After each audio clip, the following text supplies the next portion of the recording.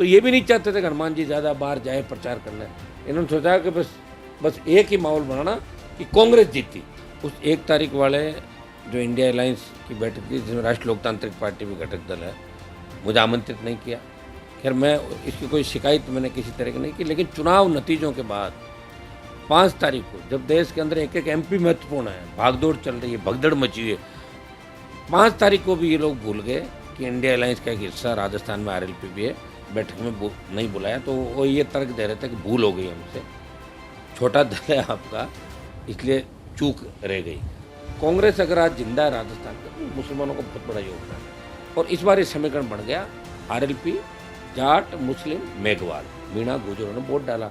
देखिए, लोकसभा चुनाव जैसे ही अंतिम चरण का 1 जून को समाप्त हुआ था, उसके बाद कायदा ये होता है कि ये घटक दलों के साथ बैठक लेते हैं। इंडिया अलायंस ने 1 तारीख को एक बैठक करी थी, 1 तारीख की इनकी बैठक थी, जिसमें बंगाल वालों ने कहा कि भाई हमारे इलेक्शन हम नहीं आएंगे, बाकी घटक दल सब आए थे। उस 1 तारीख वाले जो इंडिया अलायंस की बैठक थी, जिसमें राष्ट्रीय लोकतांत्रिक पार्टी भी घटक दल है, मुझे आमंत्रित नहीं किया। खैर, मैं इसकी कोई शिकायत मैंने किसी तरह की नहीं की, लेकिन चुनाव नतीजों के बाद 5 तारीख को जब देश के अंदर एक एक एमपी महत्वपूर्ण है, भागदौड़ चल रही है, भगदड़ मची हुई है, 5 तारीख को भी ये लोग भूल गए कि इंडिया अलायंस का एक हिस्सा राजस्थान में आरएलपी भी है, जिसकी बदौलत कांग्रेस पार्टी का खाता खुला। 10 साल से कांग्रेस का खाता नहीं खुला था। मैंने बड़े बड़े धुरंधरों को देखा था कांग्रेस के, धूल चाट गए थे। इसी नागौर के अंदर धूल चाटी थी इसी ज्योति मृदान 2 लाख वोटों से उस समय। और दुर्भाग्य इस बात का कि कुछ नेताओं के मेरे पास टेलीफोन आए जैसे बधाई के लिए। दिल्ली से मुकुल वासनिक जी ने बधाई दी मुझे, अशोक गहलोत जी ने बधाई दी, मोहन प्रकाश जी ने बधाई दी, और कल 4-5 बजे बाद सचिन पायलट का भी टेलीफोन आया कि हम आपको बधाई देते हैं जीत की। लेकिन इंडिया अलायंस की बैठक में आमंत्रित खड़गे जी के ऑफिस से करना था, और कल शाम को जब ये टीवी चैनलों के अंदर चला कि हनुमान बेनीवाल को इंडिया अलायंस की बैठक में नहीं बुलाया, तो वो ये तर्क दे रहे थे कि भूल हो गई हमसे, छोटा दल है आपका, इसलिए चूक रह गई। अब आप बताइए, बड़ा दल बनाने में समय लगता है। इस राजस्थान में तो बड़ा दल कोई बना ही नहीं, भाई पार्टी मैंने बनाई है।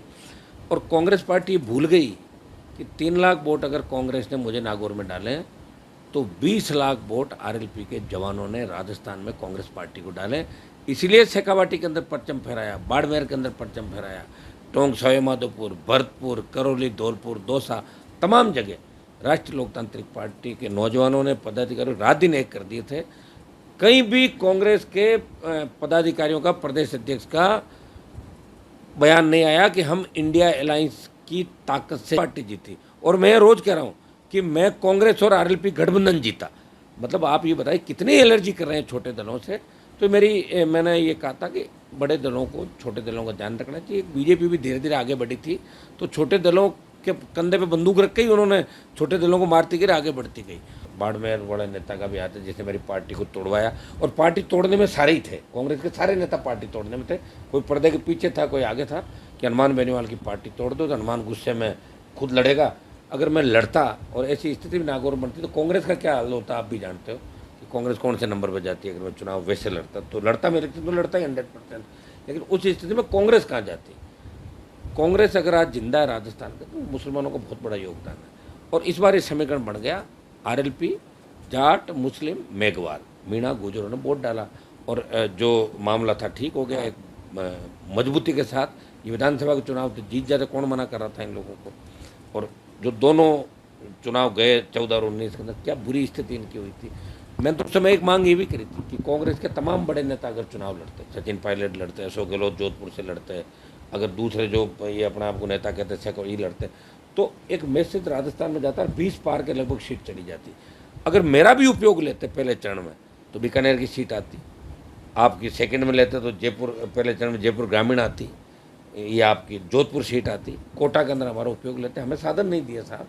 बाद में जो हमारे चुनाव चरण के बाद जो हमारी स्थितियाँ ठीक नहीं थी, तो ये भी नहीं चाहते थे कि हनुमान जी ज़्यादा बाहर जाए प्रचार करने। इन्होंने सोचा कि बस एक ही माहौल बनाना कि कांग्रेस जीती। कांग्रेस कहाँ